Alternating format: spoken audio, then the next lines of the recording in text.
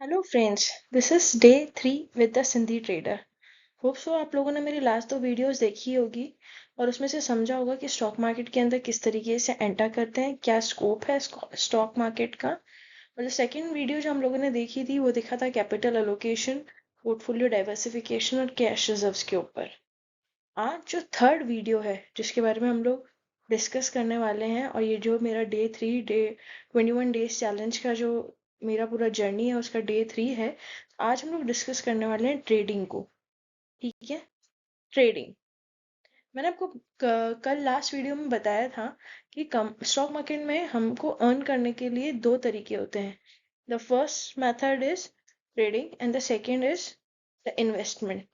Investment जब हमारा long term wealth create करते हैं, एंड थ्रू ट्रेडिंग हम लोग हमारा डेली लाइवलीहुड अर्न करते हैं।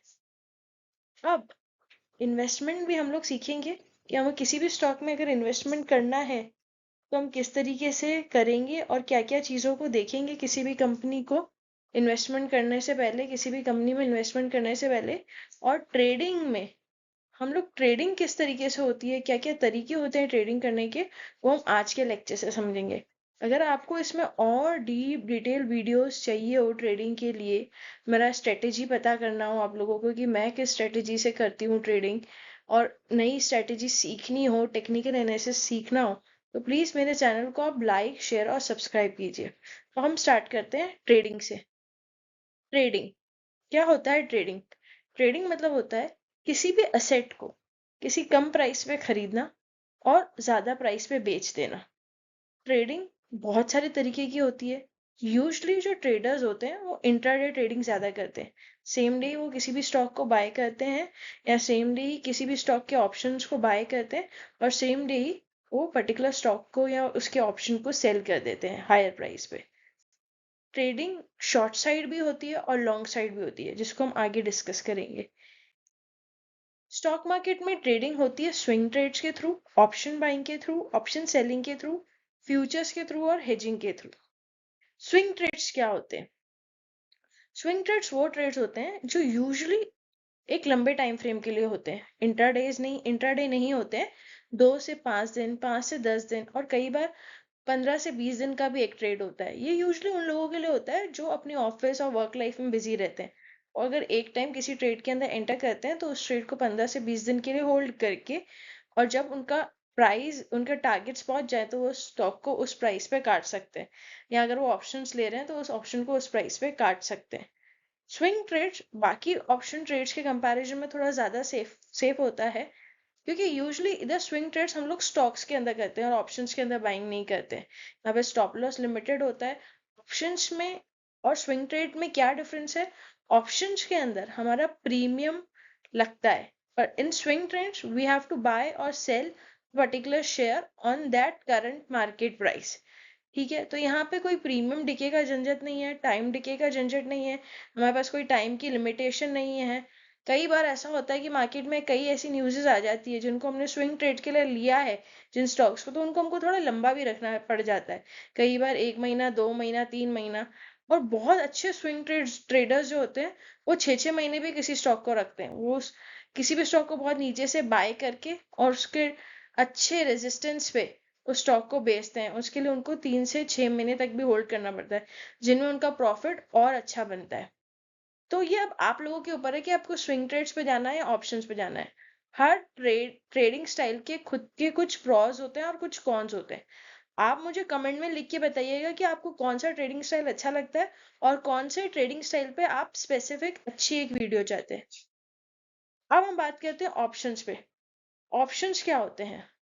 ऑप्शन बेसिकली क्या होता है? यहाँ पे कोई भी एक असेट, कोई भी एक कंपनी का स्टॉक जिसको हम डायरेक्ट ना परचेज करके हम उसके अंडरलाइन को परचेज करते हैं। हम बेट लगाते हैं उस स्टॉक के ऊपर कि हमको अगर लगता है कि उसका प्राइस ऊपर जाएगा तो हम कॉल ऑप्शन बाय कर लेते हैं उस पर्टिकुलर स्टॉक को लेके, और अगर हमको लगता है कि इसका प्राइस नीचे जाएगा तो हम पुट ऑप्शन को बाय कर लेते हैं। तो ये होता है ऑप्शन बाइंग। यहाँ पे कॉल ऑप्शन और पुट ऑप्शन, यहाँ पे प्रीमियम लगता है। इधर एक बेनिफिट ऑप्शन का बाइंग का ये होता है, यहाँ पे प्रीमियम बहुत लिमिटेड होता है, मतलब 25,000 35,000 तक आपको कोई भी स्टॉक का एक ऑप्शन लॉट मिल जाता है। पर इसका एक नेगेटिव पॉइंट भी होता है, टाइम डिके, प्रीमियम डिके। जैसे जैसे आपकी एक्सपायरी पास आती जाएगी वैसे वैसे आपका प्रीमियम भी डिके होता जाएगा और आपके पास टाइम भी लिमिटेड बचेगा उस पर्टिकुलर स्टॉक को काटने के लिए। तो यहाँ पे लॉसेस होने के जो हमारे चांसेस हैं वो पर्टिकुलर, अगर कोई स्टॉक नहीं चलता है या हमारे फेवर के हमने जो चीज़ सोची उसके अकॉर्डिंग काम नहीं करता है, हमारे एक्सपेक्टेशन के अकॉर्डिंग, तो वो स्टॉक ऑप्शन का प्रीमियम जीरो भी हो सकता है। मतलब हमको 30 to 35,000 एक बार में जीरो हो सकते हैं। ठीक है, तो ये होता है ऑप्शन बाइंग का कौन। और मैंने प्रो भी बता दिया आपको। इसका बेनिफिट ये होता है कि इसका जो प्राइस होता है वो बहुत कम होता है। Now option selling, option selling भी अंडरलाइंग एसेट भी किया जाता है। ऑप्शन बाइंग और ऑप्शन सेलिंग में डिफरेंस क्या होता है, यहाँ पे जो प्रीमियम का अमाउंट होता है वो ज्यादा होता है। क्यों ज्यादा होता है, क्योंकि रिस्क कवर होता है। यहाँ पे प्रीमियम डिके नहीं होता है। इनफैक्ट जब जो ऑप्शन बायर्स होते हैं जब उनका प्रीमियम डिके होने लगता है तो जो ऑप्शन सेलर्स होते हैं वो इस चीज का फायदा उठाते हैं। यहाँ पे हम पॉइंट्स को कम कैप्चर कर पाते हैं कंपेयर टू ऑप्शन बायर्स के कंपैरिजन में। बट यहाँ पे हमारा जो लॉस होता है वो भी अनलिमिटेड होता है। मतलब यहाँ पे अगर एक ऑप्शन सेल करने जाते हैं हम किसी भी चीज का तो वो होता है करीबन 1 लाख टू 1,50,000 टू 1,75,000, क्योंकि वो रिस्क और प्रीमियम कवर देता है। इसीलिए ऑप्शन सेलिंग ऑप्शन बाइंग के कंपैरिजन में ज्यादा महंगी होती है। पर कि कोई ट्रेडर्स को ऑप्शन सेलिंग करना अच्छा लगता है, किन ट्रेडर्स को ऑप्शन बाइंग करना अच्छा लगता है। This is all depend on your risk appetite और कितना कैपिटल आप मार्केट में लेके आ रहे हो उस चीज के ऊपर। इधर उल्टा होता है, कॉल पोजीशन हम बाइंग के टाइम पे जब हम लॉन्ग होना चाहते हैं तब बाय करते हैं। यहाँ पे हम कॉल पोजीशन को सेल करते हैं। कब सेल करते हैं, जब भी हम कोई स्टॉक पे बेयरिश होते हैं।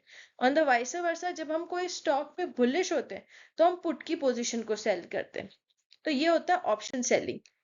देन आता है फ्यूचर्स। फ्यूचर्स क्या होता है, डिफरेंस क्या होता है फ्यूचर्स और ऑप्शंस के अंदर।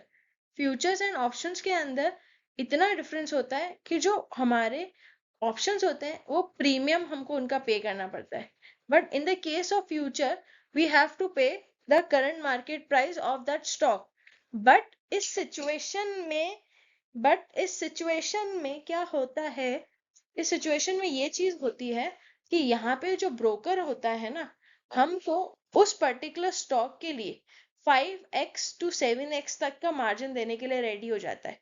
तो वो पर्टिकुलर फ्यूचर हमको किसी भी स्टॉक का अराउंड 1 लाख to 2 लाख के बीच में पड़ जाता है और बाकी का जो पैसा होता है वो ब्रोकर पे कर देता है। अब इधर डीलिंग करंट मार्केट प्राइस पे ही होती है। जो स्टॉक का प्राइस चल रहा होगा वही हमारे फ्यूचर्स का प्राइस भी चल रहा होगा। बट ऑप्शंस में ये चीज नहीं होती है।